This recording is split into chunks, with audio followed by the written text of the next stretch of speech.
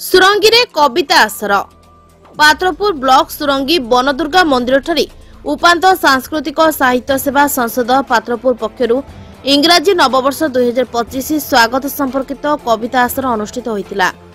कार्यक्रम में शशांक कुमार प्रधान सभापतित्व करथिबा बेले मुख्य अतिथि भाव में चेतना मीडिया मुख्य अर्जुन पंडा, मुख्य वक्ता भाव में प्रधान शिक्षक गौरहरी टहल एवं सम्मानित अतिथि भाव दंडासी प्रधान मंचासीन रही अभिभाषण प्रदान करथिले।